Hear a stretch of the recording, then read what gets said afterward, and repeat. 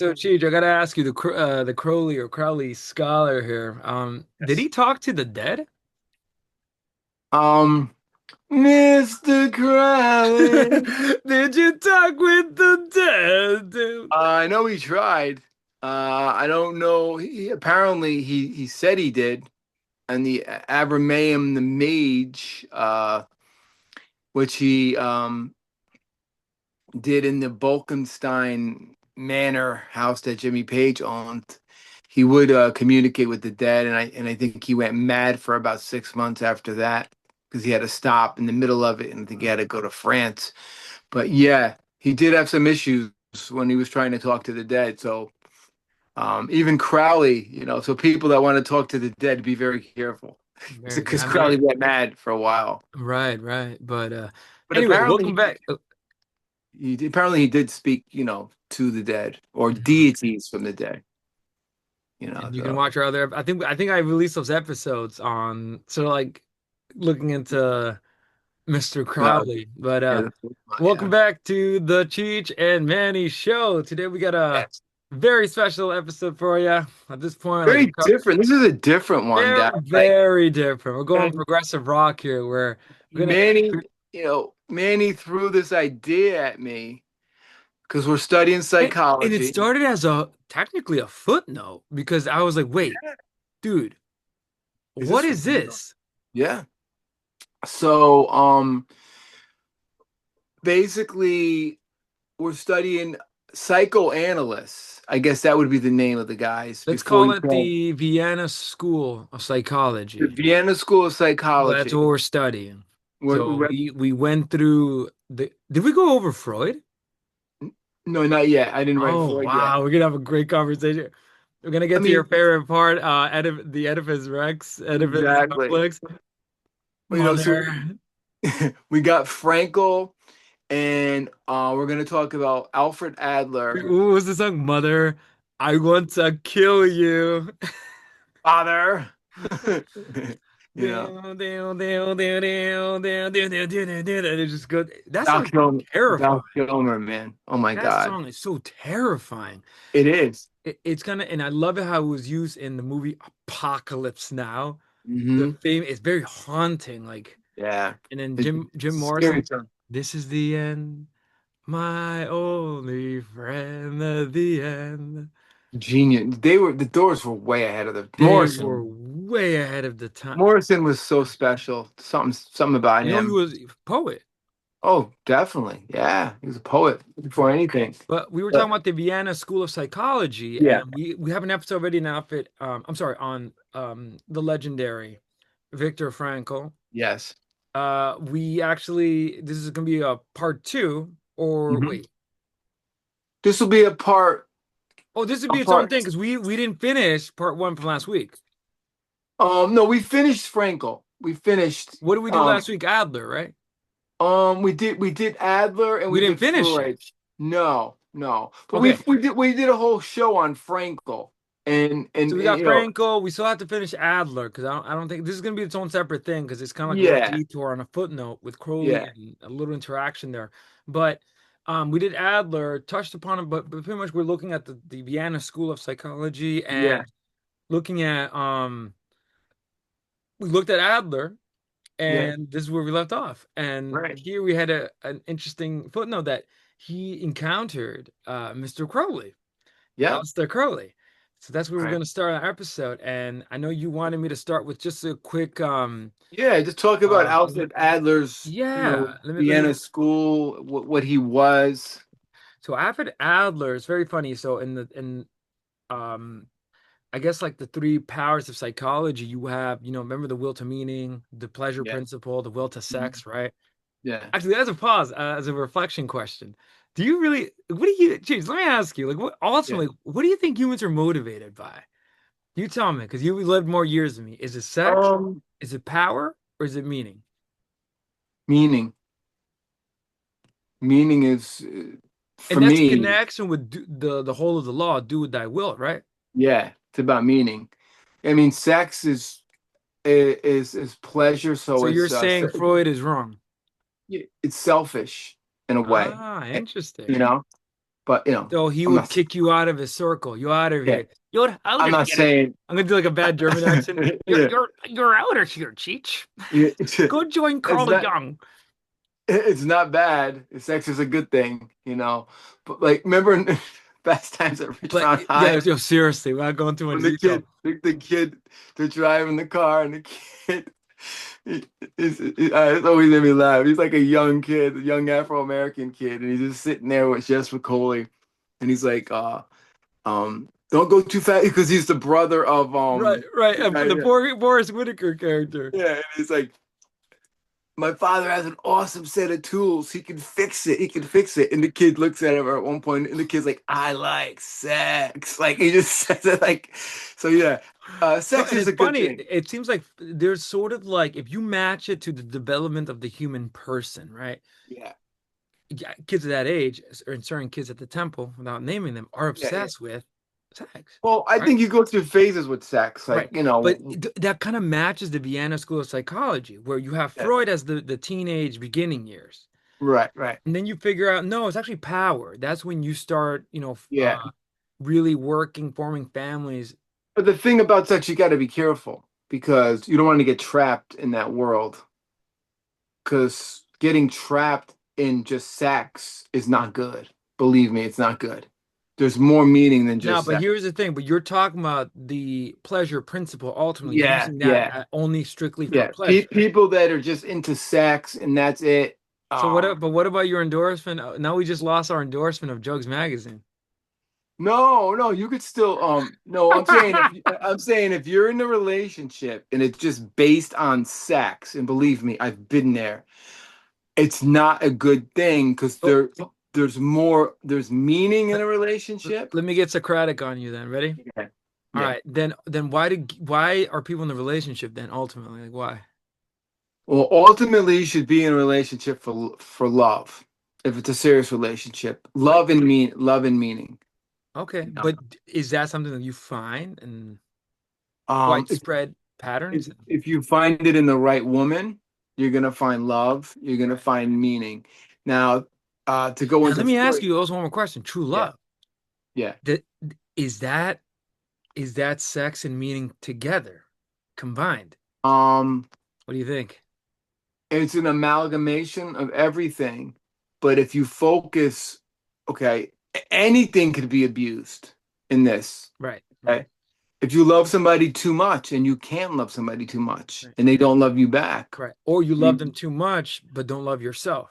exactly.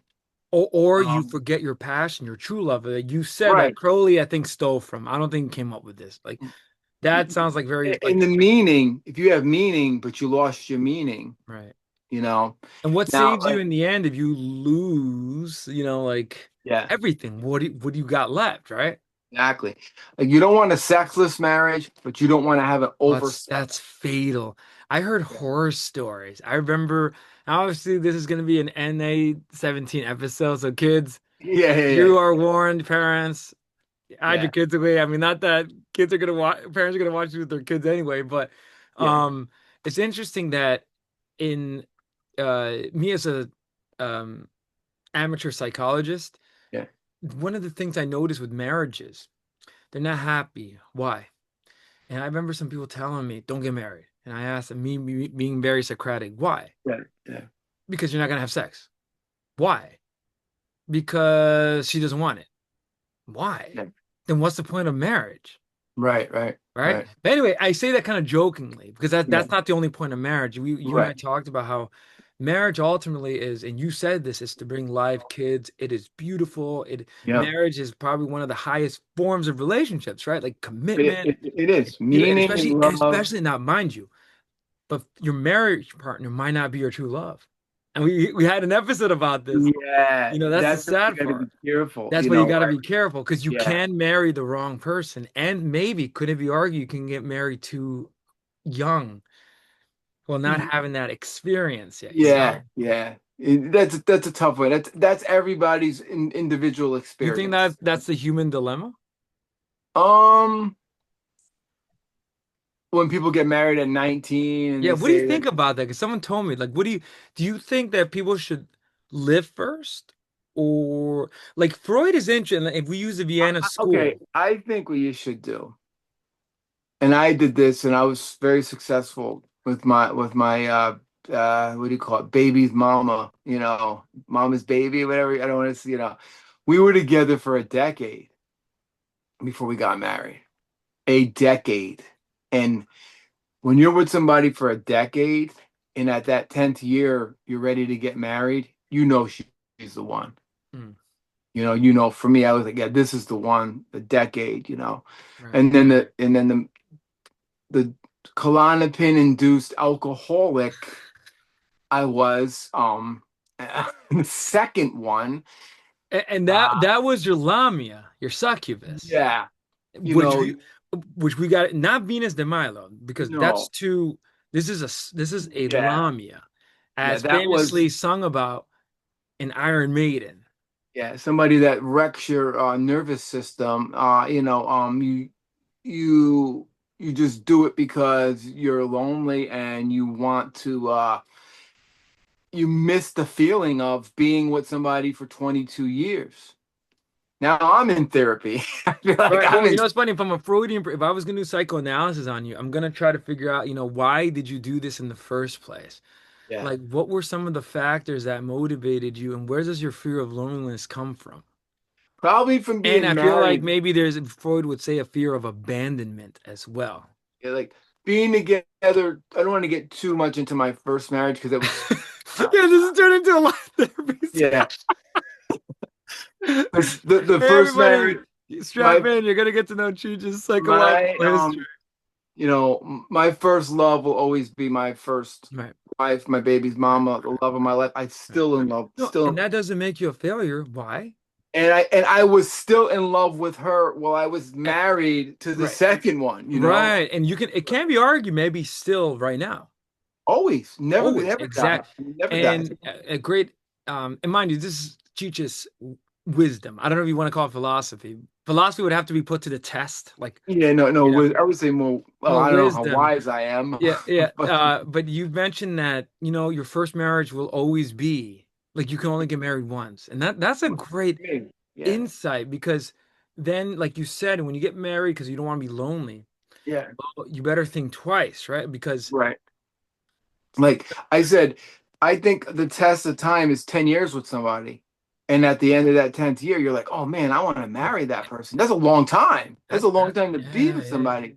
And you made it work and it worked. And then you're together another No, 13. and that true love is real because recently that happened to me Yeah, where I met this person and I knew right. You it just took know. me it took me 12, 13 years of dating to figure it out in Yeah. terms of different uh women and all that. But then you figure out, oh, wait a minute, this is the true love. You know when you find the true love. I found mine back in 1991 and I was blessed and thank God I found her.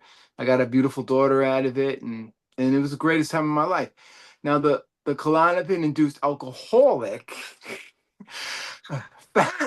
found the wrong person and when you're not thinking straight you're so lonely and you're like I want to recreate Rush without Neil Peart. Right. That literally is the That's what I tried dude. to Freud do. would, Freud would say you're projecting. And for a while we had some good shows, you know what I mean? But then it's like, nah, we're not, this ain't working. This isn't going good. I'm not disrespecting on this person. I'm just saying, You're not like, you're not Neil Peart. you're not, definitely not Neil Peart. When you fucking, you know, get somebody hooked more on alcohol, more on prescription drugs, and fuck with their nervous system, not a good choice there. And they take you to places that you don't want to go, and we have this discussion, and you got to go see a priest afterwards. Not so good. Anyway, forget it. We're going down Yeah, the we're going wrong. way off topic. But we'll go back to the topic at hand. So yes, you have Freud, pleasure principle. Yeah, You had Frankl, we talked about him already, the will to yeah, meaning. Um, I would add Jung, analytic psychology, right? of The course. past, Yeah. the not 90 wills, but looking at the will itself, right? Like Well, the he's the inward. four. He's number four. I would Uh, say he would be number four. And then yeah, yeah, finally, today, also Adler, the will to power. Now, yeah. a lot of people kind of view him as the Nietzsche of psychology of this school because he was looking at more like humans and less on the unconscious stuff and more on the outside. Right, What is man's meaning in a family, in a society? What right. drives them? This would be, you would see this at the temple where will to power is full on display. Oh yeah, yeah, yeah. And there is an external need to better yourself and prove yourself, or you are afraid of inferiority, which I think you can Right. see that in some of the like if you show that you Purity know. complex.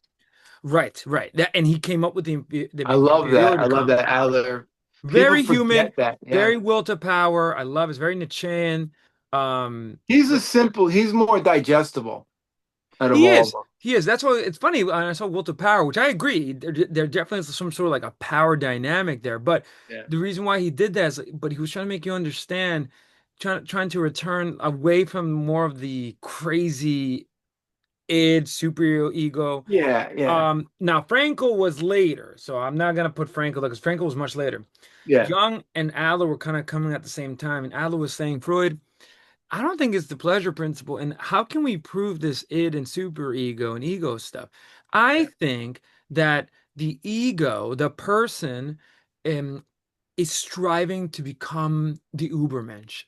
This is seen in the movie Whiplash, where you yeah. see Adlerian psychology full in display, but a distortion, toxic, where the strive for excellence pushes this guy Yeah. and he's afraid of being a failure, Right, right, right? right. Because then he's like, I don't want to be like my dad. My dad's soft and a failure. Yeah, Gonna be. yeah, And remember that scene where they're at the table and remember the brother, I think it was the brother's sons are football athletes, yeah, D1 athletes, and they're like looking at this, what do you do?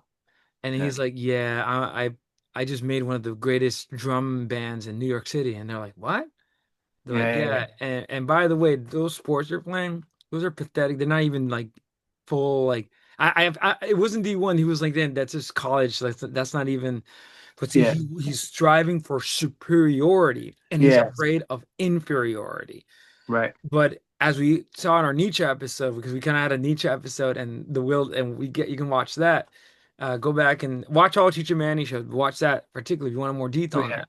But that's what Adler's saying. And Adler was also very interesting. He was concerned also with families and also birth order. Like being born first didn't matter for psychological makeup and psychological dynamics. Very interesting thinker. Right, right. But he Yeah. brought in more social, family, away from the unconscious a little bit and more on the external. Right. And the fact that this genius of a man meets with a genius in the occult world at the Uh, time. and that's where our episode's heading because in a footnote we saw. Oh, and by the way, and he was a psychotherapist at this point. Right. Oh, Um, and then we got to get to the whole meaning, you know, hold on a second. I got to get his name. I was okay, Carl Germer. There was a reason why they met. They didn't meet by choice. They didn't meet by choice. right, right, and this is what we our episode's about because Mr. Crowley is mentioned, and this is interesting because he had, and at first it's a Wikipedia entry, so you want to be careful. You're like, geez, maybe you can do research. Is this true? So we'll start here. Yeah. Now I'll throw it to you. I've done a lot of talking. So the legend or the rumor that Alfred Adler and Aleister Crowley met is definitely 100% true. It's documented, it's in manuscripts, it's not a legend, okay? There's a man by the name of Carl Germer who was very important if you're an Aleister Crowley historian. Without this man, Aleister Crowley would not be that known in America for his books. This man was a businessman, a publisher, and the head of the OTO, the organization for Aleister Crowley. He worshipped Crowley. He was a Thelemite, and he published everything by Crowley. He bankrolled Crowley. He was his record label. Anything Crowley wanted, he gave him, especially at the end of Crowley's life.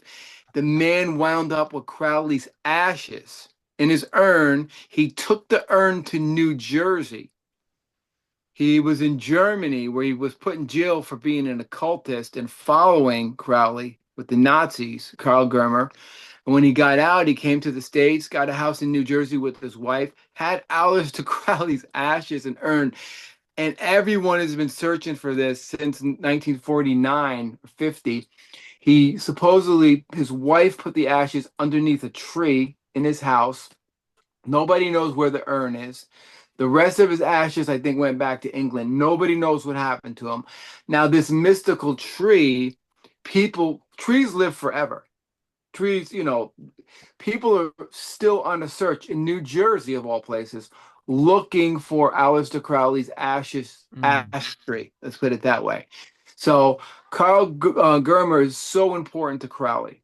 He made all his publications out there for the world to see in Thelema and magic and everything. And he was a magician and he was a follower. But apparently he had some depression issues and he was super rich, a businessman, and he had enough money to pay Alfred Adler to see. I mm, guess he told Crowley where he's going. They went to Germany in 1930 and Adler evaluated him, and I'm going to get into what he did. And Crowley wanted to be a part of it, but before he evaluated him, Adler and Crowley sat down and they compared notes. And I have a list of notes I got from archives from Aleister Crowley's sites, some Wikipedia stuff, some books that I have. There were some little tidbits about it. Didn't say Alfred Adler, but if you put two and two together and you do the research, it's definitely Adler. mm. So you want to just jump right in? Jump right in. Jump right in. We got our main characters for our audience out there, so you're not lost. We got Alfred Adler, Aleister Crowley, and the bridge between them, Carl Germer. I think that's it. Yeah, Carl Germer. Yeah, Carl Germer. yeah. Okay. So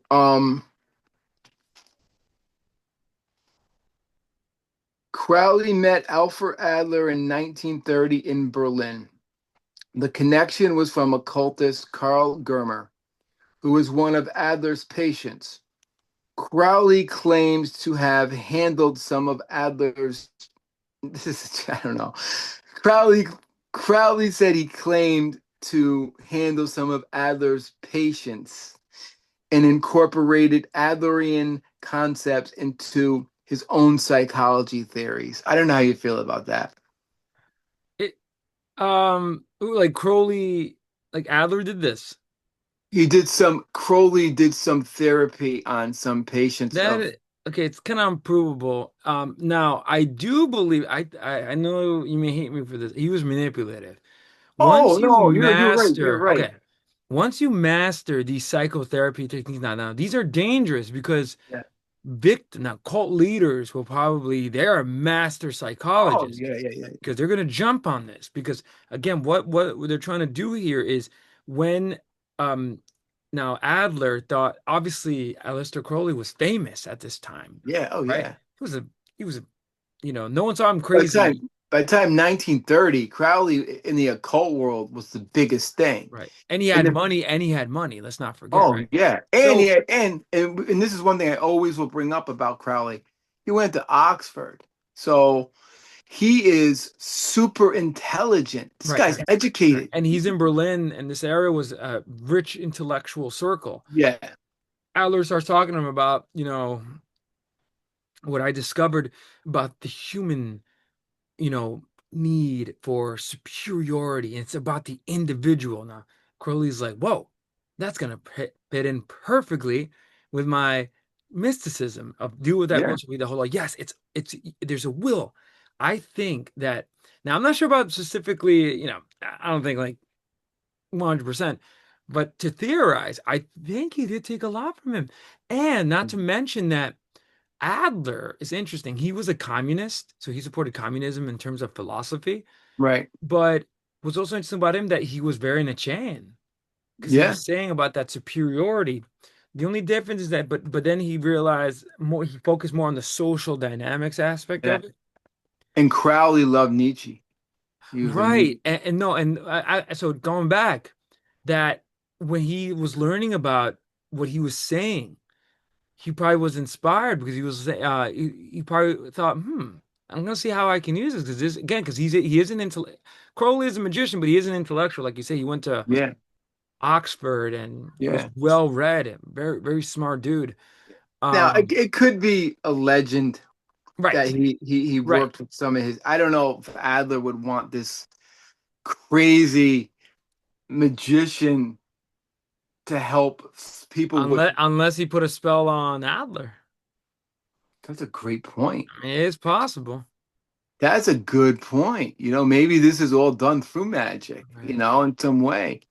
Um, so I found that kind of funny. I thought you'd get like a laugh out of that. That he would take his Adlerian concepts and use it on you know patients. But I don't know about that. So Carl Germer, known as this is like Jimmy Page's name in the Roy Harper album, so he wouldn't get paid. Frater Fraterer Satirus. That's what he went as his occult name. Mm. Was a German businessman and a head of Crowley's Order Temple Orientis (OTO). He saw Adler for personal psychological struggles that he suffered. So I find it interesting. He was a businessman first, so he definitely had anxiety and shit like in that world. But when you're into magic and stuff, you never think of somebody who's with Crowley to be an anxious kind of guy. You think he'd just be, doing magic, having orgies, friggin' doing all kinds of crazy occult things. But apparently, this guy was suffering from some depression, um, which might have stemmed from Crowley. Who knows? You know what I mean? Being around the negativity and Mm. stuff for that.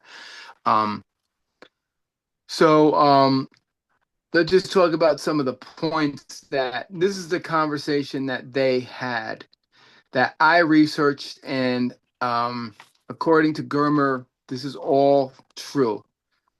Crowley asserted personal and familiarity with Adler's work, suggesting a intellectual cross-pollination between Adlerian individual psychology and Crowley's thelema. What do you think about that? Could be possible. I think it's more from Adler to Crowley.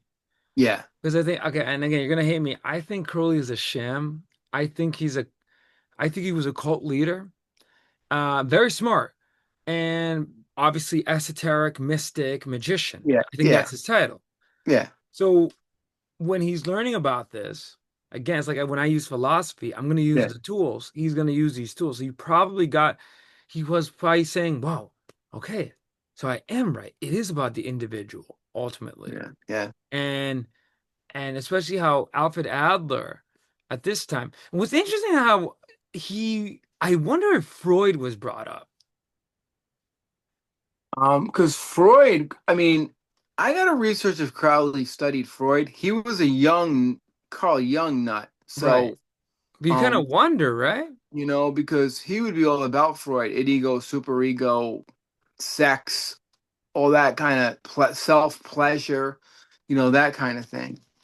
But I think maybe Crowley studied with Adler to get that, learn how to manipulate people more, maybe Right. in a But sense. but I do wonder like what he used exactly. Like what obviously he spoke about the will to power and I think the main thing is like that those feelings of inferiority and that shows up in that will do that will should be hold the law, the Yeah, suppression of the will, achieve your passion, your personal goals. And right. then obviously with his but obviously he kind of combined it with his so-called he created a religion for Lima. Oh, not created, Yeah. but Well, built a Crowley had a lot of things going for him. He had money. Um, he had power. He was a famous writer in magic. He was the number one no. magician. And think about the community he built. He probably used Adlerian principles because Exactly. then he realized, okay, you guys are feeling inferior. Come to my church and I will make you superior. Right. So he had that cult mentality, And let's be like honest, like Manson or Jim right? Jones had. I And think you I think let's you could face it, he Crowley. I admire Crowley very much for Thelema. The magic stuff is fun to read about, but ultimately he's a cult leader. yes. Let's face it. Thelema was a cult, and I thought it for me the two principles, true will and conditioned will. I love the concept, but it was more than just that. You weren't following him for philosophy. You were learning about magic, and he was taking care of you. There were kids in Sicily, you know.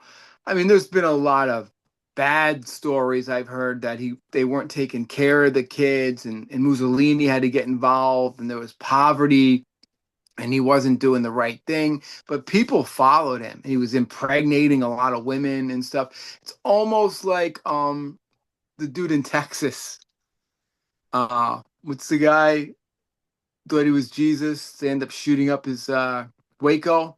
Oh yeah, yeah, yeah. So it almost like that's what Thelema was kind of like in Sicily. Mhm. Mussolini shut that down because there was a lot of someone died. I forgot how they died. Someone said they got bit by a cat, some weird thing, and they got like an infection. It wasn't even like anything like mystical. And then when they got there, like the conditions weren't great for children, and it was like a commune. It was like the beginning of a hippie commune. Right, right. But and then a lot of the people regretted studying with them. And I know one woman I followed. I even found her on Facebook. She was an old lady in 2005. She was a school teacher in Manhattan. She was one of his Scarlet Horrors. She was like fucking 90 years old. I'm like, holy shit! I found this lady on Facebook. Um, Never got back to me though. So these are all really good points about how he could use psychoanalysis, Psychoanalysis. But psychoanalysis. but that's funny. He didn't learn the psych. I mean, unless he learned from Freud, techniques wise. I think he got more of this ideas from Adler Yeah, in terms of what human beings crave and yeah. want. But at this point, it's 1930, so he already had something. But I guess he wanted more. He wanted to get more power. But you know what's funny? It's not about him. It's he's a cult leader. It's about how to attract others. It's not Right, about him. right, And right. he was already manipulative and narcissistic, Yeah, borderline. He was definitely borderline in yeah, terms of his behavior and like uh mental outlook. But he learned from Adler. So yeah, and yeah, again, like I always wonder like how because every person builds their philosophy and theories. yeah. Religion too. Like I like And the how do black you get them to follow you? How do you get that? Like, exactly, like you got, exactly. I mean, he had charm, he had charisma. He's known as the greatest magician to ever live. So if that's your thing, you're gonna go to him. You want to Right. learn. He studied. He knows everything about magic. He was no joke. Um, but there's no difference between him and Taylor Swift having a following. Hmm. Like certain people, they have this charisma, or Manson, or whoever, or Rush. There's charisma. People follow you. Well, Rush is different, music, but Crowley had magic. Adler had a following, psychology. So there's something special about those people to be said. I think there's got to be some kind of charisma. Um, so, well, there's surviving transcript of the conversation. Historical records say, and Crowley's journals say the outline of the specific topics are debated. So it starts off with Crowley saying that it's the true will versus striving for superiority. Say it. Say it. I can't speak. Superiority?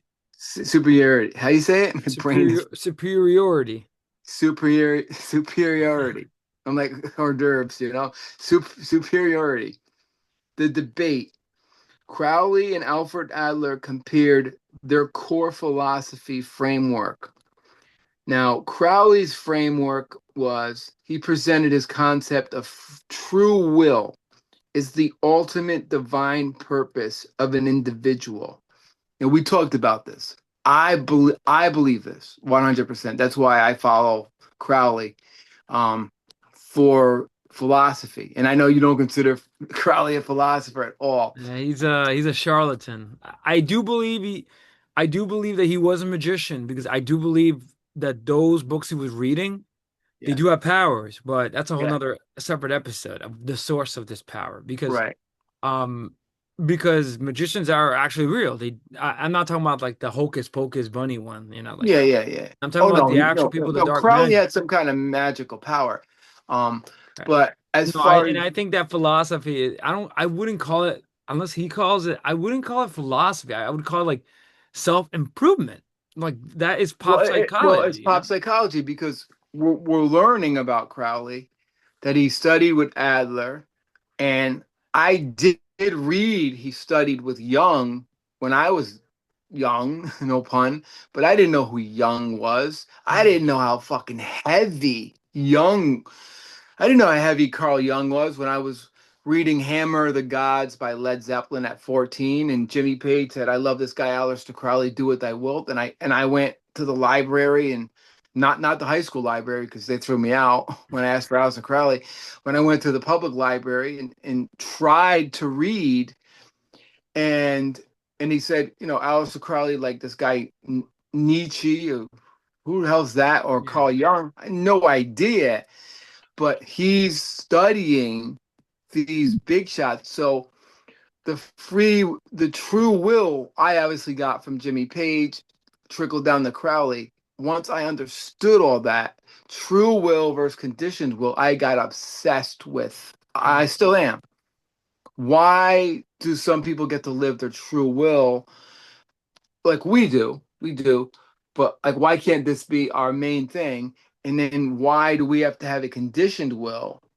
Some people have a conditioned will that is like you got to make money, you know, but you should really be doing your true will. And it's fascinating because the Vienna school used that word will in, uh will to sex, right? Will to pleasure, will Yeah. to meaning. I mean, it goes back to Schopenhauer. And I'm gonna research all of Crowley's studies on psychology and I feel philosophy. that should be an episode we should do. Now, Yeah. obviously, I have my problems with it because um I hate being an amateur philosopher because I have to cut it up because I wonder where do you get these ideas from, first of all. Second of all, how do we know that that's there? Because and why should I believe you, Crowley? Why Yeah. should I believe you when I see your life is a total mess? And I don't I have a lot of problems in terms also of him blending it with first of all forming a religion. Well, Okay, well, think what he did though. Like, you know, okay, the positive of Crowley, what he did by 1930, he took, he made himself the most popular magician of all time by using his Thelema practice of true will. So he took his theory and he made it a reality. He became super popular. Now, maybe there's some other things we don't know about.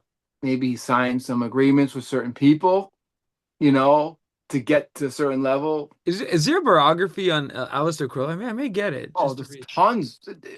tons of them. I may read one, a really good one, like Yeah, objective one, not one that. really, Yeah. really, But but I you will know. say from like the will perspective, you're right. But that will idea with Schopenhauer, that was even way before.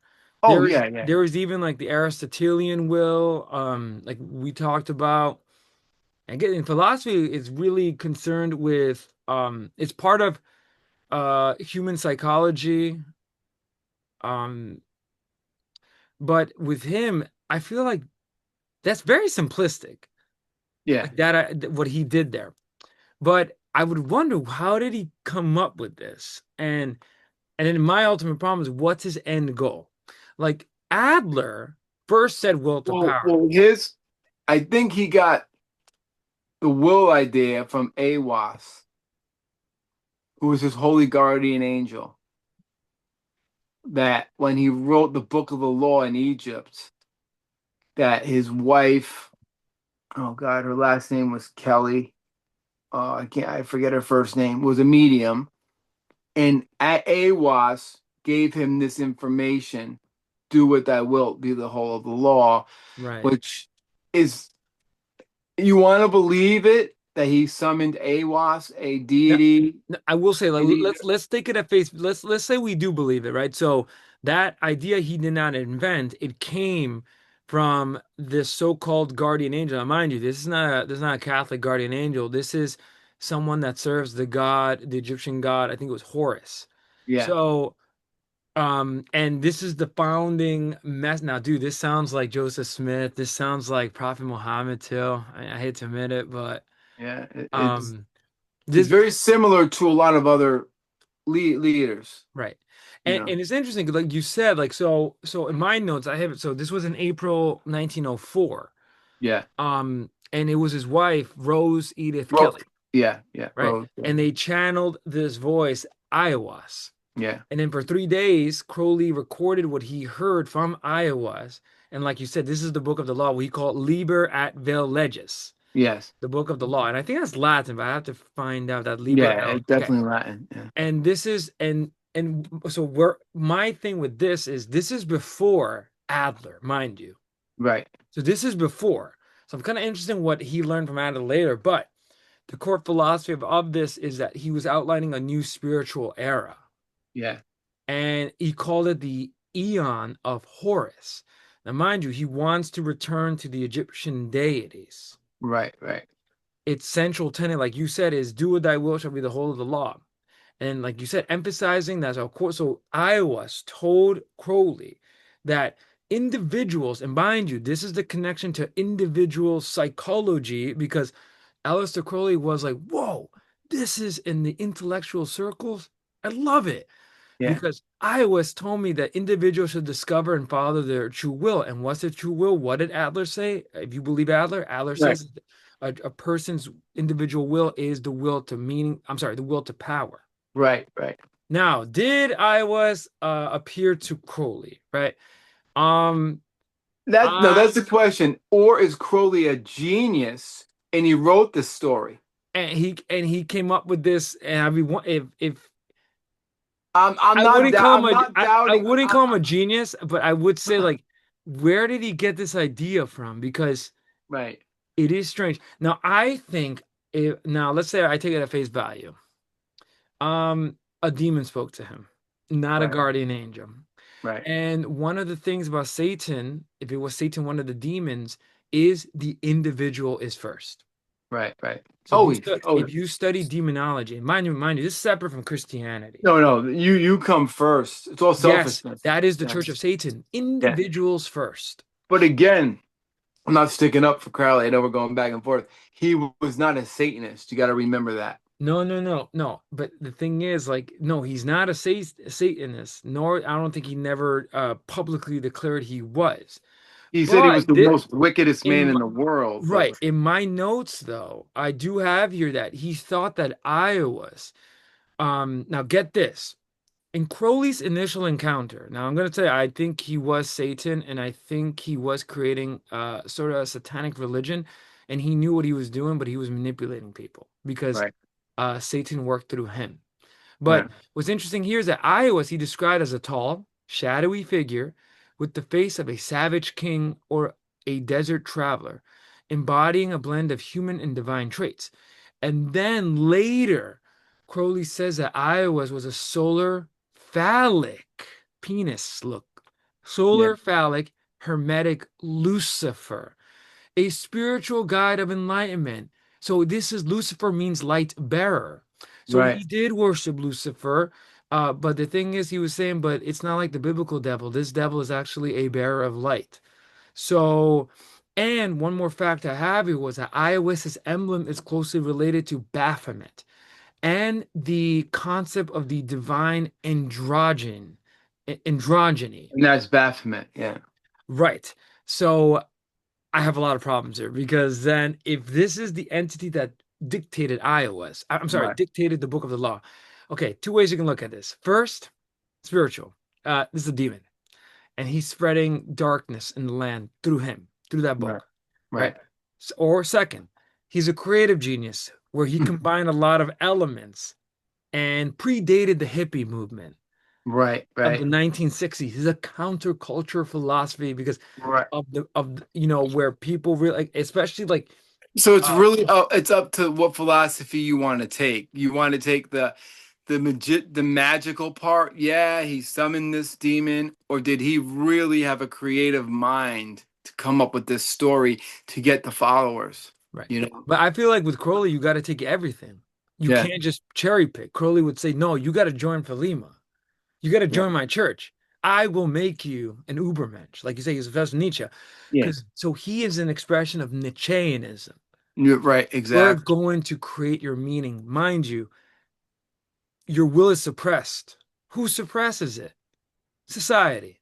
The Why? condition. Yeah. Right. We need to make you like a god. We're gonna make you. Right. You follow your passion. Do Right. with thy will. Don't listen to. So anyway, that's what Nietzsche did because Nietzsche would say that he wants to go beyond good and evil. Yeah. Who invented good and evil? Christians. He's saying that it's an Right. invention. This morality is slave morality.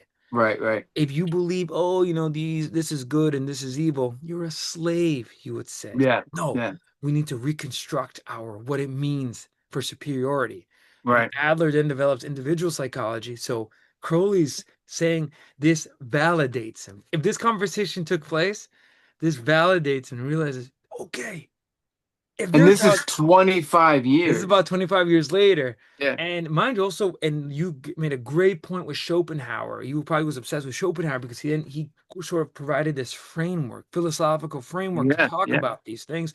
Yeah. And mind you, like to read Schopenhauer is difficult. It's a difficult text because when you Oh read yeah. philosophy, that's why I don't think he's a philosopher. I think definitely like um but yeah, I have a lot of problems with that. But definitely was inspired by Adler. I think he sort of Yeah. like, and then he used some of those concepts to build his community. Because at this time, he's starting out. Crowley's starting out in 1904. Mhm. He just left the Order of the Golden Dawn, or was kicked out, you know.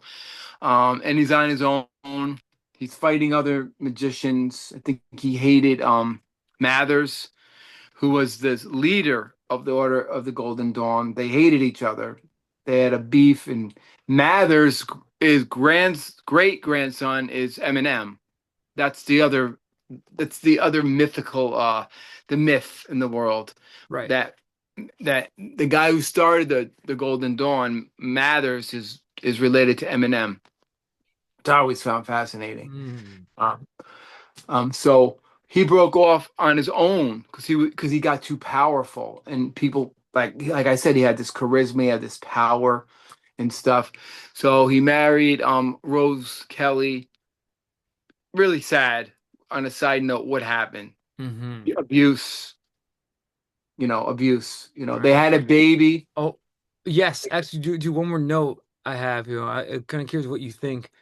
In Magic and Theory and Practice, written by Crowley, iOS is identified as Lucifer.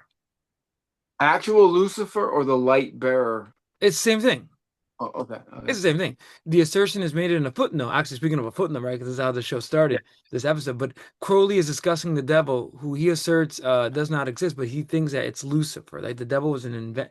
That he says that the devil is in reality a label for the god of any people that one dislikes, and that this fact has led to so much confusion of thought on the subject that Crowley prefers to let names stand as they are, and right. to proclaim simply that I was the solophallic hermetic Lucifer is his own holy guardian angel.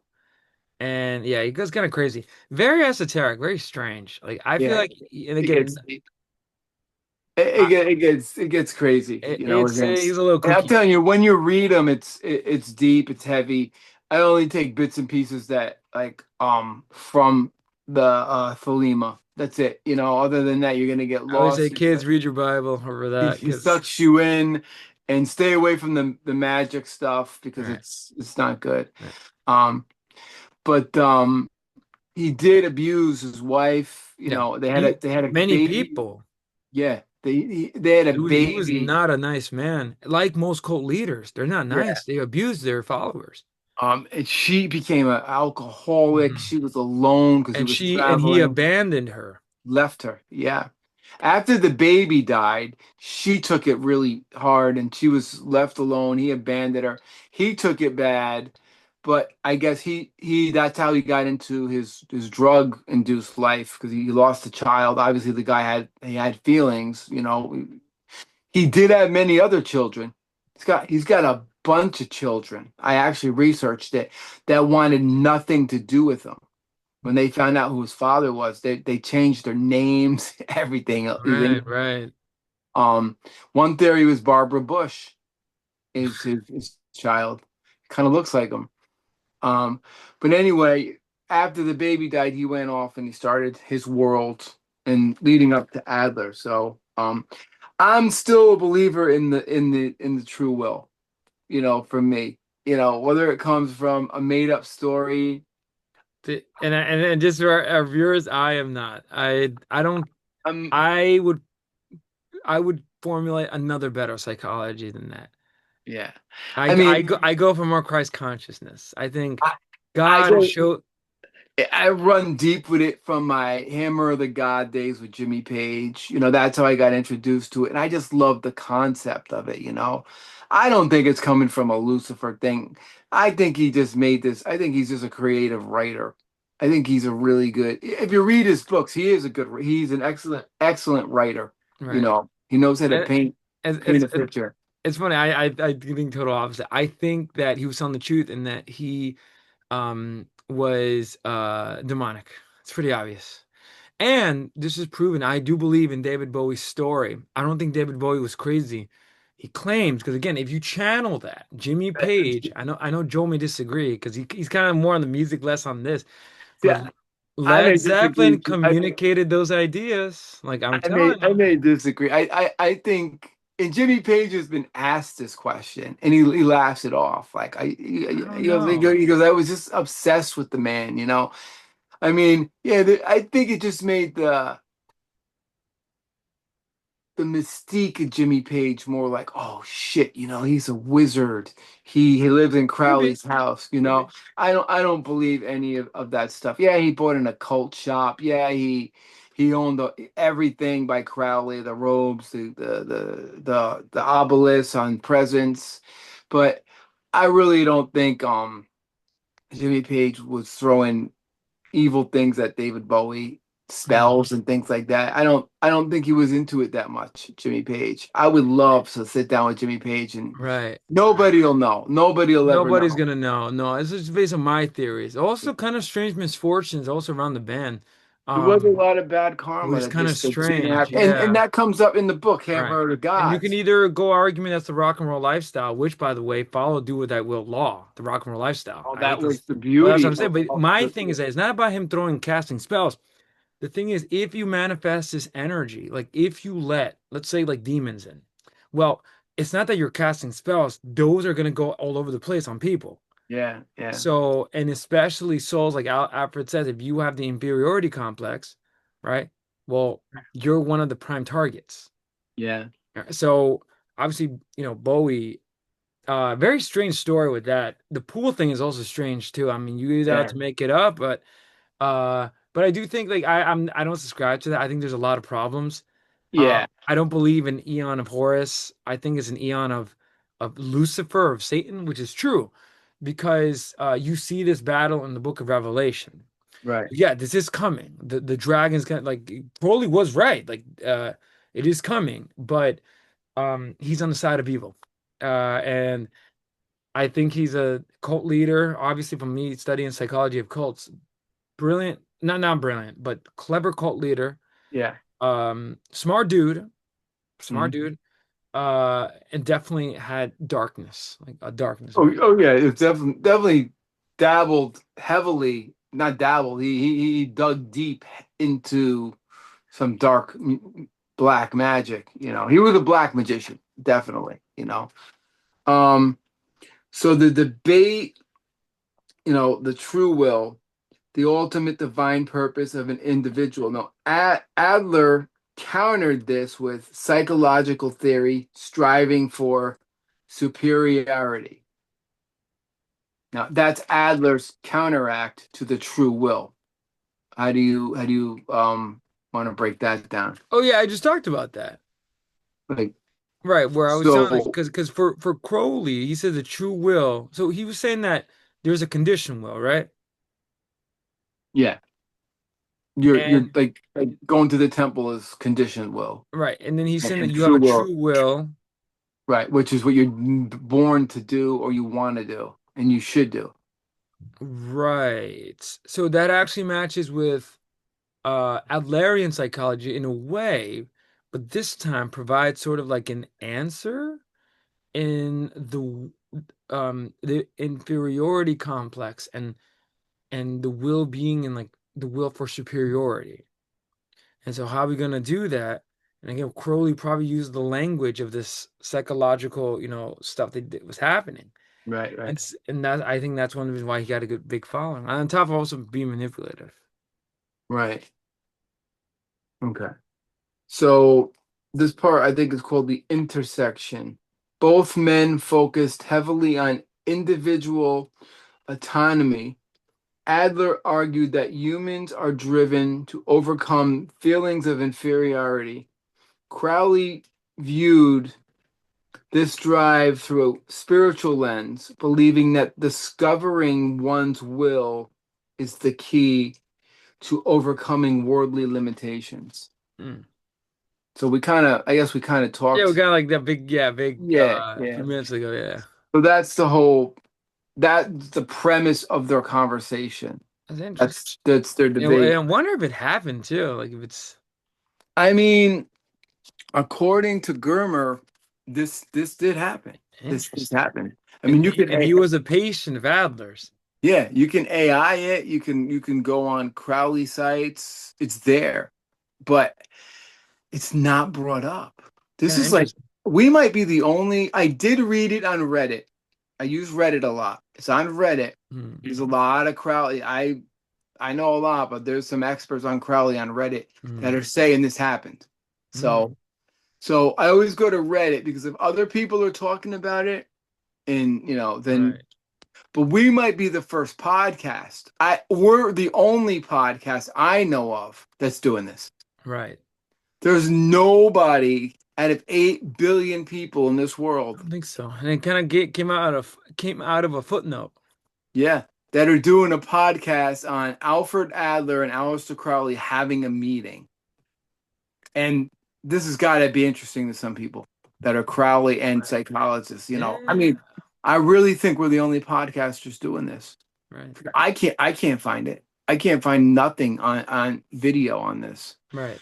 They do have. I know it's creepy though. You can hear Crowley talking on YouTube, doing his lectures and How's he stuff. sound? He's got a voice kind of like this, with an English. It's kind of like it's fucking creepy, man. That's creepy. It's hard to listen to because you want to shut your lights out, put it. You want to get scared. It's like oh. So the disagreement. So we're all clear up to this point. Okay. The disagreement. Crowley criticizes Adler's therapeutic methods regarding Germer. So now, apparently, when it comes to like going to see a therapist, it's pretty personal. You don't want to like tell your, I No, guess, yeah, it's always yeah, personal. Crowley and Germer, they were close. They were good. Who knows how close they were, too? That's another thing with Crowley. Right, He right. liked men and women. That's another So, thing. Right, yeah. right, So I don't know about, I'm sure Germer and him were, having fun together because, right, because he bankrolled them and everything. right, So it might have been like his little boyfriend and he told him everything. Now, right, maybe you would tell your wife or your girlfriend or your husband, I went to my therapist, and some people might say we talked about this, or other people are just like that's just too personal. So he knew what was going on. So Adler's therapeutic methods regarding Germer, Crowley believes that psychoanalysts, I can't speak, Manny. Help me. Psychoanalysts, Psychoanalysts, what psychoanalysis. psychoanalysis was too um was too passive, Right, and that his system of magic was way superior right, tool right, over psychology integration of self-mastery. right. Now, how do you feel about that, being a I psychology think it guy? proves my point that this dude is anyone that says that's a sham. Even like I would argue, because psychoanalysis is very interesting. Like Freud, who invented this idea of talk therapy, Yeah, he kind of invented it. It yeah. already existed in the spiritual world, especially in Catholicism with confession. Yeah. When you come to a Oh priest, yeah, that's true. That's true. it Yeah. was already invented. It was already, but no one really viewed it like he did. Yeah. We were like, wow, like people just talk, but like you said, now that reveals how Crowley is very Chan in his approach, Yeah. very anti-Christian too. Yeah. Yeah. He doesn't. He says it's too slow. Like, what is the point of this? And if I Right. got maybe this was the exchange, maybe it was a little disagreement. Like, huh? Yeah. I think Yeah. my system is superior. You know, Right. like And that probably intrigued Adler. Oh, so magic is the answer over right, right. psychoanalytic, treatment. And I would say Adler, that's a big maybe. I'm not sure about that, but because I but feel like Adler probably, I would wonder how a lot of like Freud was very prideful intellectual. Like yeah. he wouldn't see any other, because he was a smart man. Remember, Right. he's a philosopher, so he's Yeah. building philosophy when he does his psychology. Um, and that leads to these schools, Right. right? Where everybody practice psychotherapy and psychoanalysis. Right. But the thing is, like again, but what is the end goal for the psychoanalysis? Is to alleviate symptoms, make the person better. That's Right. not Crowley's goal. No. He has a different goal. That's why he says that. If this Yeah. took place and that's true. Right. Right. Yeah. I mean, it's almost when you're talking about it, it's almost like hard to believe that those this really happened. It's. I mean, some people say it's a myth, but there are the manuscripts out there that say this happened in Berlin in 1930. Germer is the guy. He said it. So where are we? So the concepts. Both figures used dream interpretation in their work.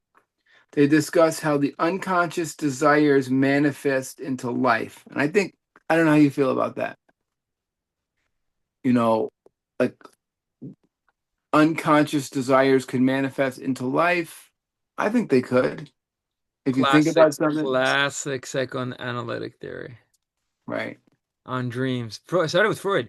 Now, Adler and dreams, I have to do a little bit of research. I'm not sure how he felt about that. I have them. Oh, go ahead, because he took more social context. He took This more, is I'm going to cut you off. Um, this is the split. Adler viewed dreams as a way to solve waking social problems.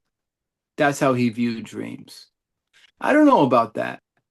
When you dream, you're not solving a problem. You're going into a fantasy world. right, right. It doesn't make much sense to me. Crowley viewed dreams as a potential communication with higher spiritual entities or the holy guardian angel, which you can't really, you don't know what dreams are. Mm, Are we going off into some land, to some place, astral projection? Are we getting answers from people? Are we reaching our angel, our heart, our guardian angels? Are we getting answers and then we wake up and we don't have the answers? mm, We did a whole show on dreams, mm. you know. And now with AI, it's I think it's BS though. They're saying in the next decade they're gonna take your dreams and they're gonna have a movie. You'll be able to watch your dreams if you can, you put these things on your head like sleep apnea or whatever, and you wake up and You can watch your dream. Could you imagine that? Oh, very strange. I mean, the things that they're saying AI is capable of, I don't know. Maybe, Brave you new know, world. so all right. So that's pretty much the manuscript that I got that that they talked about. The dreams, they compared notes on their philosophies of magic and I can't say the word tonight. Analysis. Psychoanalysis.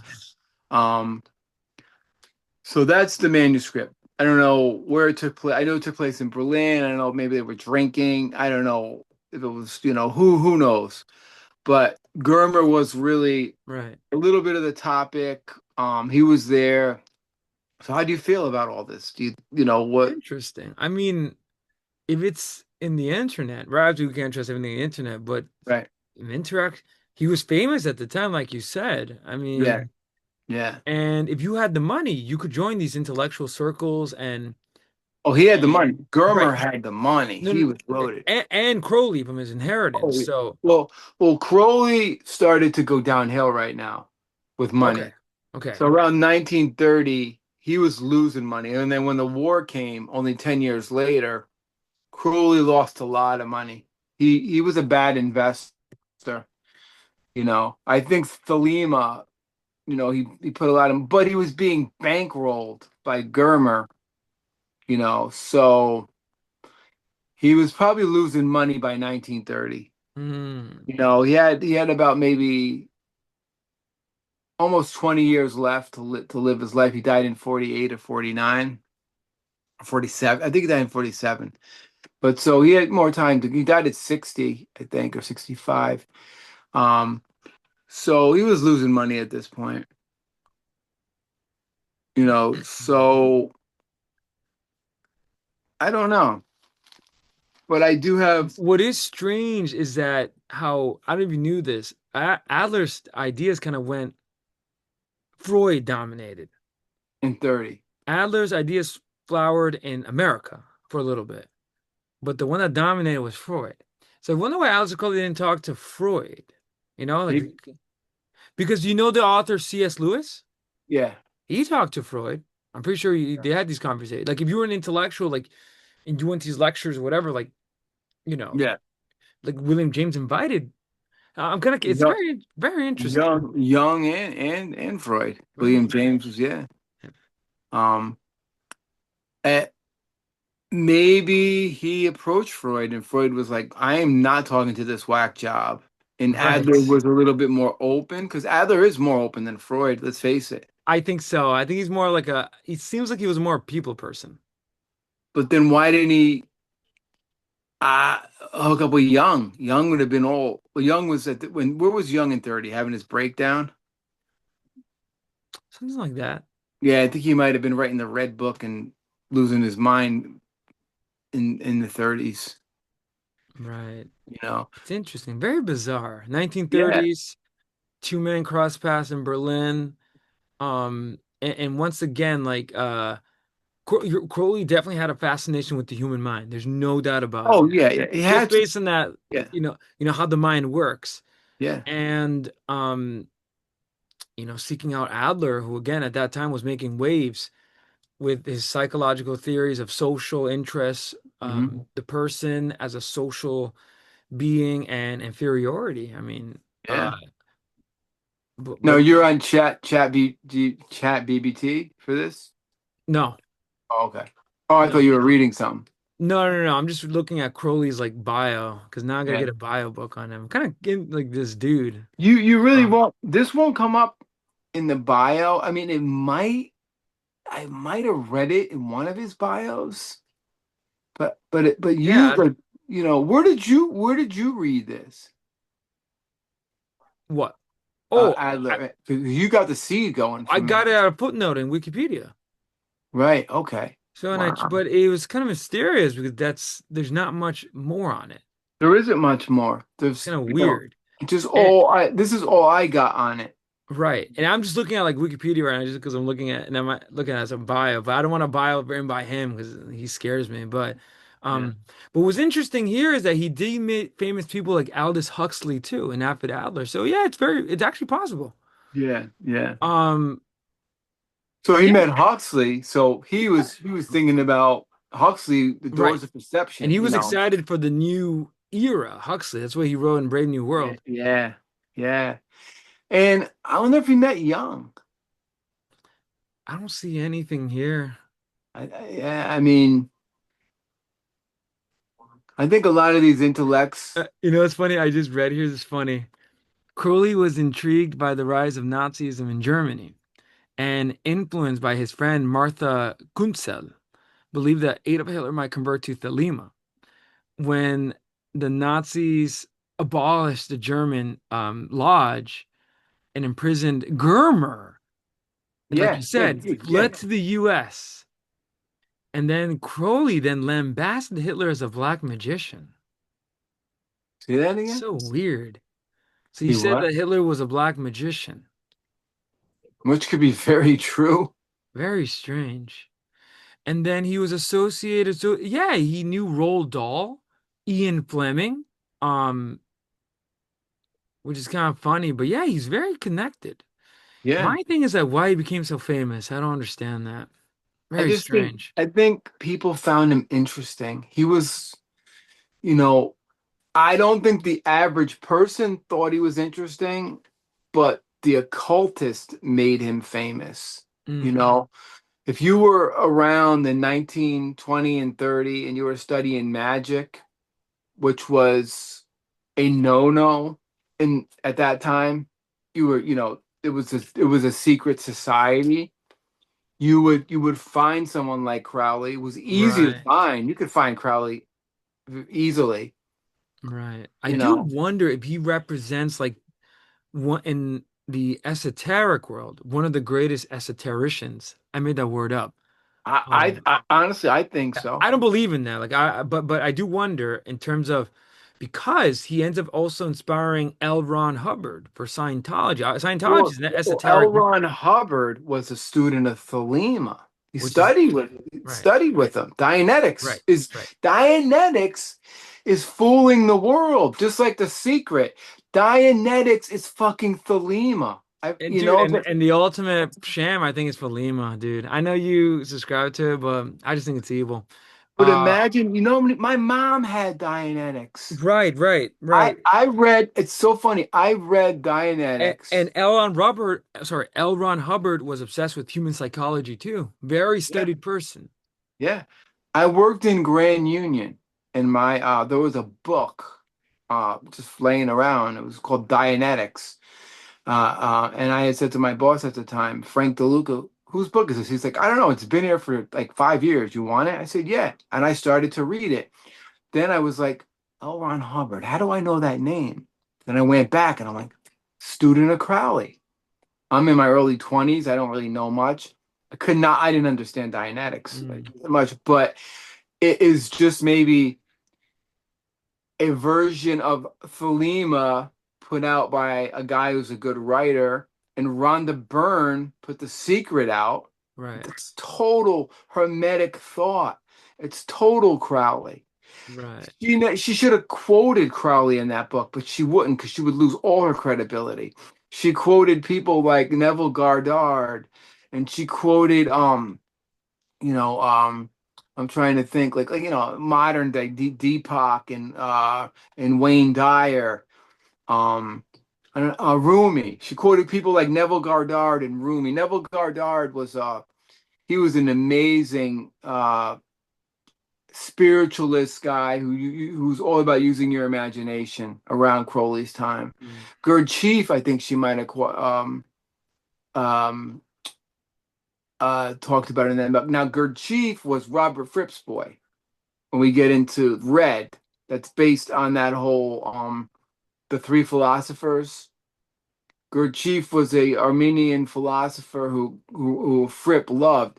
Gurdjieff met Crowley, but thought he was an asshole and was like, "Fuck this guy," and wanted nothing to do with it. Now, Gurdjieff was nothing to do with magic. His philosophy is very, very different and very fascinating. mhm. I think he studied Spinoza. That was like his boy. That was like his thing. But anyway, so let me get into the methods used. So methods used on Carl Germer. Alder Adler utilized psychology to treat Carl Germer, focusing on practical, goal-oriented methods rather than um, psychoanalytic couch approach. So he centered on four principles. One, engagement building a relationship with the client. So building a relationship with the client, you know. Hmm. Two, two chairs facing each other. Um, looking at each other opposed to him being on the Freudian couch, Germer and him, asking questions. Uh, then he would ask the analyzation questions: birth, order, family history, and early recollections. Hmm. So birth order, I don't know what that means. When you're who's born first or last? Oh, duh. Okay, okay. Mhm. Birth order. Well, no, how? Oh, that has a lot to do with psychology. He was one of the first ones. I mean, it's always kind of been a thing, but he put it in the Here we go. psychology. Here we go again. He. These are the things everyday people talk about. Oh, the second child is a Hmm. little weird. You know what I mean? Like this guy came up with this inferiority complex, birth order, things that people say every day. Hmm. Or I'm an only child. I feel lonely all the time. There's all these theories and stuff like that, and it comes from Adler. Hmm. Family history. So that would be, were you abused? Did you have a good family? Did you have a bad family? Did you see anything bad? Did your mother kill herself? Like Chessman or you know what I mean? Like somebody like that. Hmm. Um, early recollections, did you have a good life? Did you have a bad life? I guess those kind of things. Um, so basically, he was working on, his like fostering social interest and overcoming inferior complex. So that was basically the therapy. How do you feel about the therapy that he used? I That was like stand that I was like that was standard therapy for for that. That's Adler developing his own psychotherapy. but it's very Freudian in a way, right? Um, Influenced by Freud. Yeah. Okay. And I wonder how Jung would do his therapy. He developed also his own depth psychology. Okay. And Frankel, was Frankel like on the couch? Came I up with wonder. logotherapy, most likely. Most likely he'd be on the Yeah. couch and Yep. he would do the okay. Yep. Okay. So a little bit more about Carl Germer. You beat me to the chase. He was put in prison because of his involvement with the occult in Crowley by the Nazis. They banned occult organizations and they banned Crowley in Germany during World War II. They wanted him, you know. Um, he came to the USA, Germer, and was the head of the OTO. He opened them up like in New York City. So now Crowley's in the 40s now. You could go to New York City and you could join the OTO Mm. and you could be a Thelemite. You don't need to go, it was Wait, that still basically, exists? oh, I, I almost off camera. We'll get into. I didn't go. I had an invitation to go. I forget the guy's name with a certain person. You know, Could have been part of some orgies, man. but I said to myself, dude, like, are you that nuts?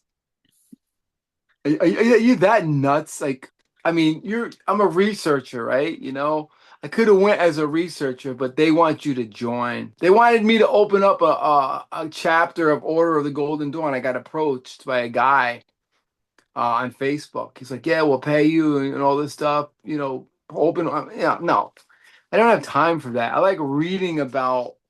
I take the Geezer Butler approach. I like reading about the occult, Right. doing podcasts about the occult. Do not want to participate in it. so that's where Jesus comes into my life and stops me and says, "Dude, are you nuts?" You know, id ego and super ego. Like, no offense to people that do it, that's great, but like for me, being a Catholic, thank God I had that shield over me. That's like, Hmm. dude, I'm always attracted to Crowley. I will be for the rest of my life, but just as a reader, a scholar, a podcaster, Hmm. not gonna go that far. Um, Maybe if I was walking by it in the city, I might creep in one day and say, "What's this about?" Yeah, I made it to the Kabbalah Center. That was cool. Um, so yeah, it does still exist. He made Crowley's legacy stay alive way after his death. He founded the Thelema Publishing Company. He published mostly all of Crowley's books, most of his important manuscripts. He also had Crowley's, this is the most fascinating thing. He had Crowley's cremated remains in the urn, and they're underneath a tree in New Jersey. So I wonder if I would do this if it was Portchester. I would try to find the tree. I don't know if I'd go to New Jersey, but if if you researched it, you could probably find the tree. Just find where he lived, where this guy lived, and but you don't know, you wouldn't know what tree it would be unless there's a plaque on it or something. Hmm. But Manny Grossman found the Son of Sam tree in Untermeyer Park that had the cross on it. And that was talked about for years in Maury Terry's book. Shout out to Manny Grossman, but that tree was a legend.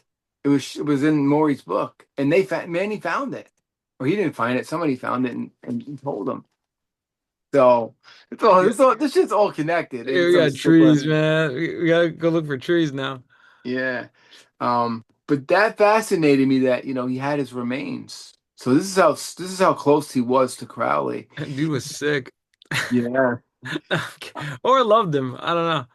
I think Weird. I think they had a relationship, like, because Crowley, he swung both ways. He definitely, this guy was like Crowley's like boyfriend, I think, because Crowley was admitted homosexual. You know what Right. I mean? Right.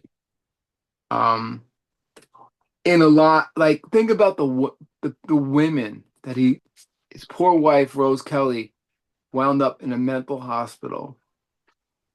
Layla Waddles, I think one of the most beautiful women who ever existed, his Scarlet Whore and beautiful violinist, wound up with ovarian cancer, died in Australia. So Mm. like at a young age.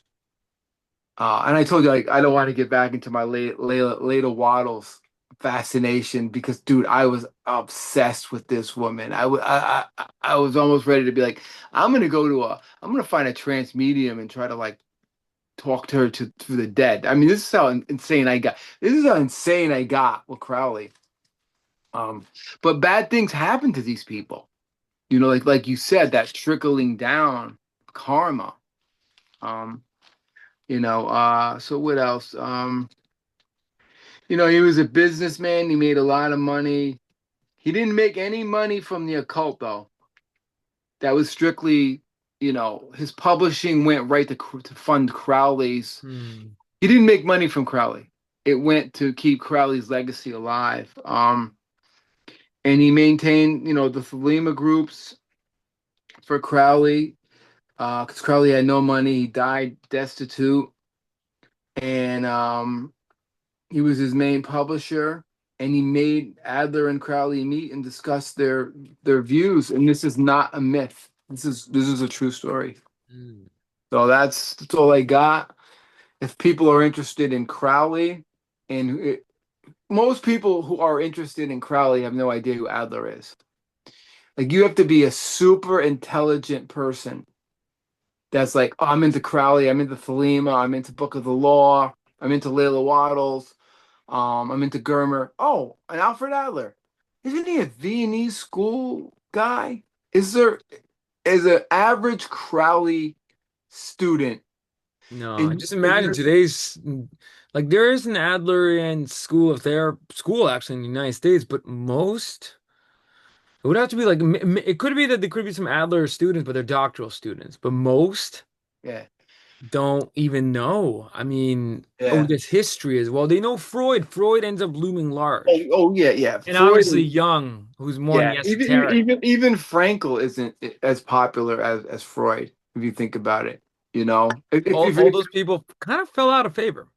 yeah, Like no, replaced kind of. yeah. I mean, so Crowley that's is remembered more than them. Crowley's way more popular than Yeah. Adler. I mean, when you think about if you said to somebody, "You ever hear of Alfred Adler?" I'm gonna do that. The temple. I'm gonna ask people. To do Hey, like have a you ever heard? survey and then report Yeah. back. Ever heard of Aleister Crowley? Yeah. Um, but yeah, I mean, Crowley's never going away. He's more popular now than ever. Um, I get annoyed when they bring him in pop culture with the singers and Jay-Z, and I'm like, I don't think these people sat and read Book of the Law. I don't think Jay-Z read Book of the Law. If he's it says what he is. You know what I mean? Lady Gaga and all these Uh, doing their and I think Crowley is like Joseph Smith. I think created something. Well, it's amazing. Imagine you create something in 1904, and now we're in 2026. Have you ever read the Book of the Mormon? Book of Mormon? Some of it, I didn't It like the part about the Virgin Mary, though. There's a right. there's a part that's really fucked up. Yeah, it's That's a disturbing. great, yeah, The yeah, yeah. book, but I feel like the Book of the Law and that it's kind of similar. But it's funny how it's And still Morona and Iowa is like, I don't know, man. And it kind of sounds like another religion, but I name dropped it by accident because I shouldn't have. which one? No, that one of the big three. Let's Oh talk. yeah, oh we'll stay there, we'll stay there, Yeah, we'll stay yeah, there. because otherwise, freaking Yeah, yeah. Ozma's gonna be mad at us, but Yeah. I'm gonna ask um, Osmond about Aleister Crowley. all right, yeah, right. Oh yeah, I believe Oh, it. there's a. I don't know. I won't send it to you because I know you get scared. But there's a picture of Crowley dressed as AWAS in the desert. I'm It's good, dude. Don't, fucking, dude. don't, It's brutal. He's got his face is black, and he's got the Arab hat on. mm, Dude, he looks scary. I'm good. Holy shit. It's creepy. Those photos are weird. I mean, I like some of them. Like I get a kick out of it looking at those pictures. I Me, they think. freak me out. There's something unsettling about it. I mean, they used to. I got used to it. Remember Fabio, who worked in produce. He was a big Crowley guy, and we would, talk about our religious beliefs, and because he was from Mm. Central America, But and but before you continue, but just for official on the air, you're the Crowley scholar, yeah, but it's not compatible with the Catholic religion. no, not at No, all, it's not not at com all. it's you would be on your own. Like Well, let me tell you, it took me a long, long time to really dive into Crowley. Because when I would read Crowley, the guilt would set in. Like, and wait it's a funny, second. my exposure to Crowley is you. I never heard of this dude. Now it was in subliminally From through Ozzy. Sergeant Pepper first, because Brian the cover. Right, right, Led right. Zeppelin 3, because apparently Do What Thy Will is inscribed on the. Now, obviously, I didn't Yeah. own the album itself. Yeah. And Mode It Be, which is another magic word. Right. Yeah. And I'll be honest with you, Mr. Crowley was after. I only knew Crazy Train as a Yeah, yeah, young yeah, Manny. I had no, you're the one that, and then that led me to who is Crowley? Like, I don't yeah, understand. Like, yeah, um, and me being, again, an amateur psychologist, I'm going to diagnose him as so much diagnoses. He's a cult leader. In my opinion, he's dangerous. And then from a spiritual Christian perspective, this dude is really dangerous. Red flag. I do not endorse him, sadly. I don't think he's a. People are obsessed with him because like a Taylor Swift celebrity. Why are they obsessed with these people? Right, Kind right. of similar. He's like a pop celebrity He's like a icon. pop star and iconoclast. He was a rebel. People like But that. when your idols are talking about him and like, I mean, like as a kid, I worshipped Jimmy Page. Jimmy Page was God. You know what I mean? Jimmy Page was like God. Whenever Jimmy Page did, I did. I did. I had it, except maybe heroin. You know what I mean? Like, but like, I had to like, so Crowley, it's like, holy shit. Jimmy Page, he lived in his house. Who is this guy? Then Seance, the band, we had posters of Crowley and then my mom, and then it would say 666. You're 12 years old, and and I was like, what is this? Aleister Crowley. I think I heard about this guy. He's this devil, get this devil shit out of my house, Um, but as I got older and I would read it, there'd always be this uncomfortable feeling. That's your conscience. When I first got married, I really got into them. Even like I would meditate and sometime and be under the influence and like think about them and have dreams. I had a dream Yeah. about them one time that Yeah. was so crazy. I was at near Portchester High School, and it was like Edgar Allan Poe lived in the house across the street. This is my dream. And I had just met Edgar Allan Poe in my dream. And I couldn't believe it. I'm like, holy shit, I met Edgar Allan Poe.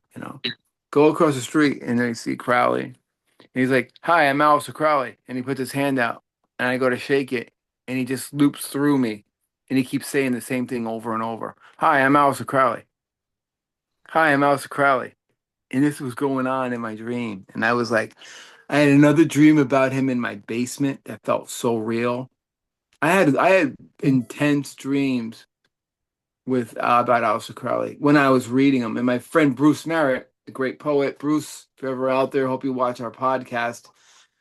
Um, he's the one that really like got me into him. And he said, "Dude, I tell you now, when you read him, be very careful because he's gonna suck you in."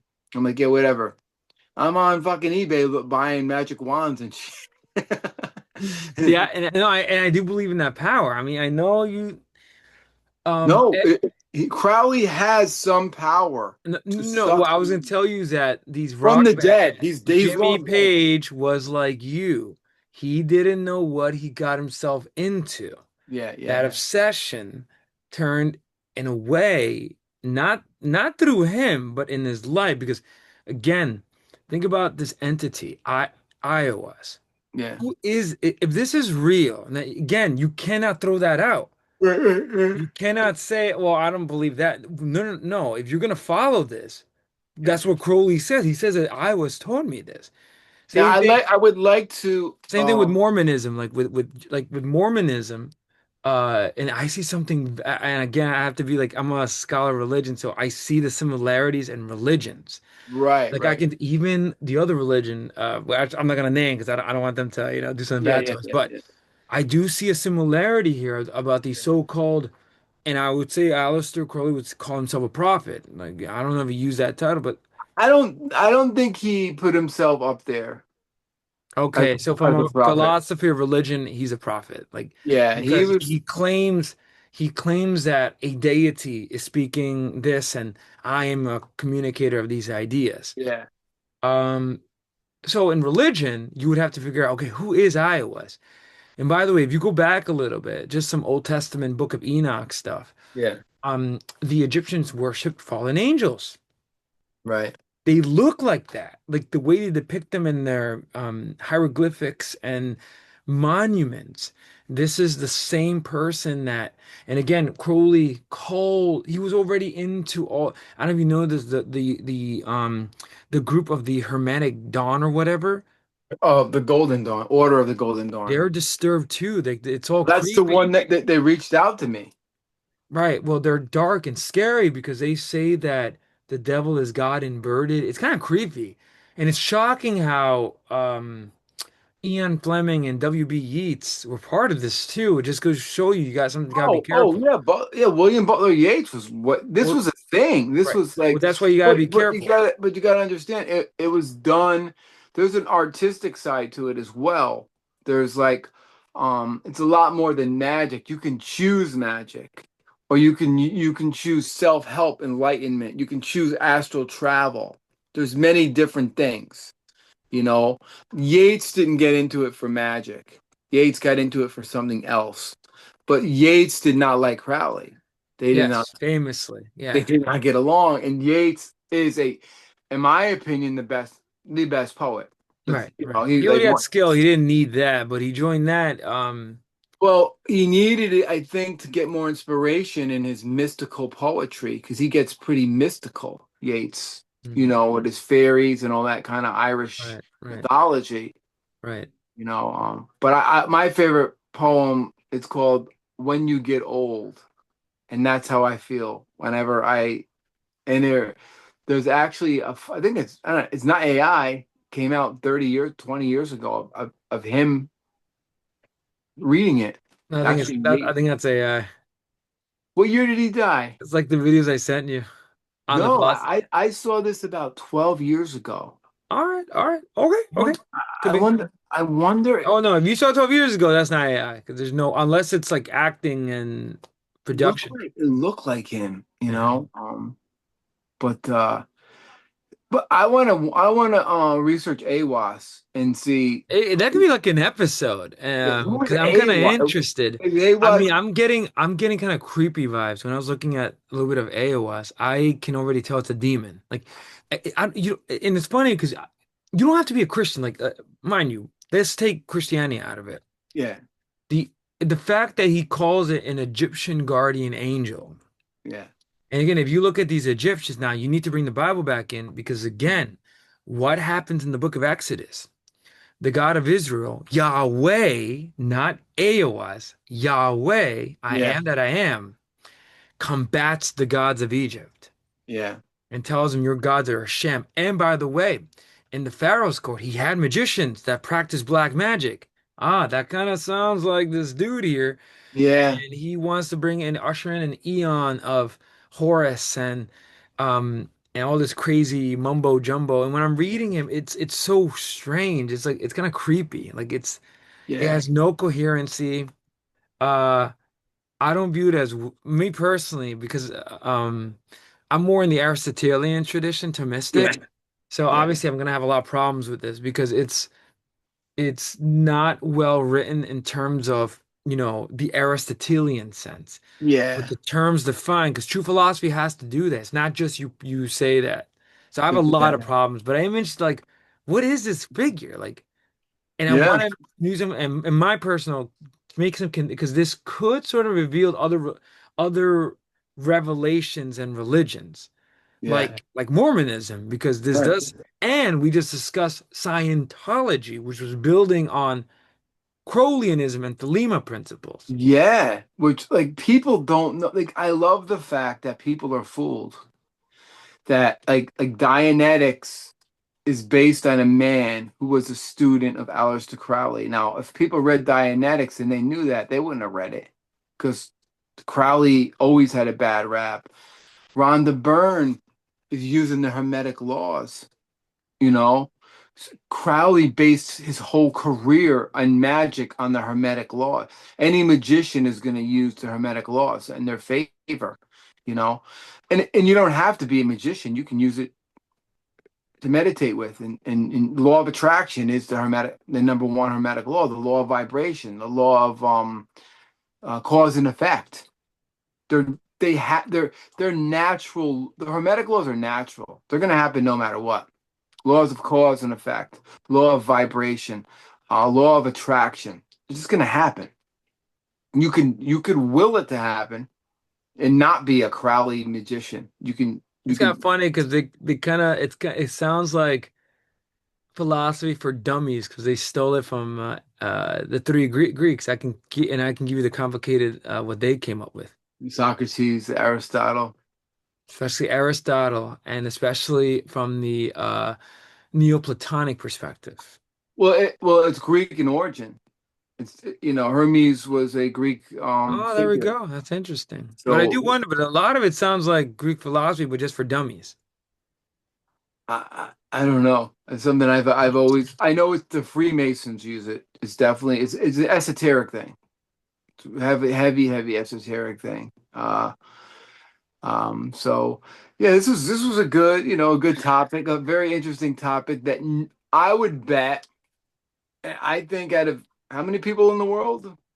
6 billion, eight So billion. see, we found this footnote. We're Wait, like, oh, how many talk people about Adler and Crowley's interaction. how many people on the internet? I think it's 3 billion. Because not out of the 8 billion in the world, I read this stat somewhere, and I think we are one out of 3 billion people that are making a podcast on this, unless you are so hardcore on Crowley that this means something to you, and you need to let the world know. But but I think for our purposes it works great because it fit right into what we're doing. Viennese School of Psychology, Crowley. We already got a bunch of episodes out on Crowley and Will, and you said, "Oh yeah, I forgot to tell you. Did you know Adler met Crowley?" I'm like, "What, Manny? You Yeah, I forgot to know. tell me." It's crazy. And I went right to Mr. Black and I said, "Dude, here's your food." Right, that episode. This episode was kind of like esoteric too. Kind of got deep. Yeah, I said, "Mr. Black, right Yeah. this And, episode." and it's interesting because I like how you and I have different opinions on this. But you are Crowley and I'm Adler in this sense. Like, imagine this is the dialogue they had because he It probably is, yeah. and I would wonder like what that conversation must have sounded like. Like what? I would have loved to have been a fly on the wall, or Right. in Germer's therapy session. Right. Okay, you're a guy But who's I a wonder magician. if he identified himself as a magician. I don't think he did. You think? He had to because his free will told him that's what he was, but he had a conditioned will. See, he's interesting. He had a conditioned will, and that's where he made money. If he just took his shirt off, put a robe on, and followed Crowley, he'd have no money. He'd have nothing. So he was kind of a hypocrite, I'm glad you're figuring that out because I heard. because well, maybe he wasn't. Maybe he said, I need to bankroll him, and I'm a businessman, and I'm really good, and I make God knows how much, but if they made $100,000 a year back then, they were millionaires, so he probably bankrolled them, and and I know he was a Scarlet lover. Something just tells me. Because Crowley had another guy who he, abused. Uh, And a lot of this stuff was ritualistic. Mhm. These were done in rituals and uh and I wonder if it was these girls were like groupies to him. Yeah, yeah. Oh, like Just to, Manson girls, you know, yeah, it's all the same. It's like the same kind of and rock star hoop groupies too. That so obsession. like groupies, you got like, your Laurie Maddoxes, your Jimmy Page was with, you have like you said, the Manson girls. Um Then you have the power of like Jim Jones. That is the most fascinating of it all, right there. I mean, yeah, Manson, what he did, he made three girls take angel dust or acid and do horrific All things of to them people. try building utopias. But Jim Jones, it was thousands of people, Right, but all of them, see, that would have been Crowley too. All of them try building utopias right? But why did he make everybody die? because he's a Was he just sham. He realized it. So out of pride and do with thy will philosophy, I'm just gonna kill everybody. Kill with me. oh, yeah. Jim Jones is evil. Yeah, and Oh, he is. that's like the end. Even Crowley would. Even it's so ironic. Mussolini had to put a stop to it, Yeah. Oh, to yeah. his madness. And Manson, that creepy commune, as shown in the movie, that Quentin Tarantino movie, your favorite. Yeah. Creepy though, because I think that's it's Yeah. Oh, kind yeah. of creepy. Manson The was. hippie communes creep me out. Yeah, any kind of They've commune. always scared me. Yeah, and then the guy in Texas, I can't think, I keep forgetting his name. He had his commune, Koresh. But it's all about sex too. Yeah, He all the had he had power. a bunch of women have Right, babies. He was right. having babies with 16-year-old girls, and you know, um, the worst is those guys, the comet people. Oh, worse. What the fuck? Like, Creepy. I always these stories disturb me. yeah. I always found cults interesting. Or even, going back to it'd be a year already, we did the Son of Sam cult. Satanic cults always scared the shit out of me because they always needed a sacrifice. And that was like always a human sacrifice or an animal, you know, which is that's the worst kind. That to me, that's just fucking Mm. pure evil. When you gotta take someone's life or some animal's life for your deity, it's crazy, man. But yeah, dude. So this was a great episode. Um, got real deep. Like I like the Adler Crowley. You're Adler, I'm Crowley. Going back and I forth. know, like literally Cheech and me, Yeah, you're Cheech, oh man, we're back and forth. That's okay. That's the uh, point of the episode. So people yeah. get different And it's perspectives. not even to pick sides because I would never promote Crowley at all for his magic. I would promote him for his true will and conditioned will, which I'm always going to be like that was like my number one thing. I think it's really a powerful thing. And there's a lot more to Thelema. I mean, it's not, that's just two tenets I picked out. Mm. I didn't sit there and study everything in Thelema because a lot of it's wacky. But you know, uh, uh, the Gnostic Mass is interesting. That's a part of Thelema, which he uses rituals and naked Yeah. women. I think a lot of this shit, like you could go to the OTO and participate in a Gnostic Mass, but it's all for lust and all that. Yeah, power. Yeah, that kind of stuff. I don't know if you do that at the OTO. I think things are different now. I think things are much more tamer than they were in the Mm. 40s and the 30s when it comes to Crowley. Um, but he'll always, I think 100 years from now, and it's 100 years, wait, 1901, About when 100 years, 100 plus years. it's 100 plus years, we're still talking about him. Yeah. So Crowley will be talked about forever. you know, for the next 100 years, there's going to be people following Crowley, talking about Crowley. He's not going anywhere.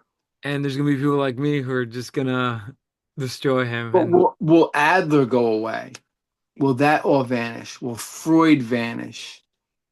Will Jung vanish in 100 years? Because psychology is if not. there are people like me, no, because It's I'll too bring them many, up in terms of yeah. and there's too many great reels out there. Like you send me these Mm. reels, like who makes these things? It's Like these pretty people. cool. It's pretty cool. It's using AI. Yeah, it's pretty cool. These people are really saving old psychology. Like I think that's our quest, bringing back saving classic rock and metal and 60s rock and trying to save the Vienna School of Psychology. It's like in the philosophers like Schopenhauer and Ayn Rand keeping their names out there, existentialists and stuff. Mm. So, yeah, like I said, we don't take drugs on Thursday nights. We just go off into our own world. We've been doing Mm. this since 7 o'clock Yeah, every crazy Thursday. man, crazy. But It's our it's a Thursday wild night. ride. Yep, our Thursday night podcast. Again, thank you, Manny, for 3 hours of almost 4 hours of podcasting. Mm. We almost beat our Roy Harper episode. And that's crazy. Like 4 hours of that album. That's, I don't even know what the heck we were I've talking. been listening to it in my car in bits just to go over it. I think it's a good episode. I think it came out really good. Mm. You know, so people like, subscribe, follow us. Hopefully you'll get into Adler psychology. You're following us with Crowley. You know what he's about. I don't have to explain. But yeah. So I guess Nanu Nanu until next Thursday, and maybe we'll we'll have Silkman back, and we'll do the Firm Right. We part gotta finish the two. firm. Yeah, which that that album brought me back, man. Yeah, that album was such a time capsule. Great album. Yeah, the Is it themes. is it perfect for me? No, but it is pretty good for what it was. Super group. Yeah, I think it might be one of the best albums in the '80s for that genre. I agree with you. You I know, agree with you.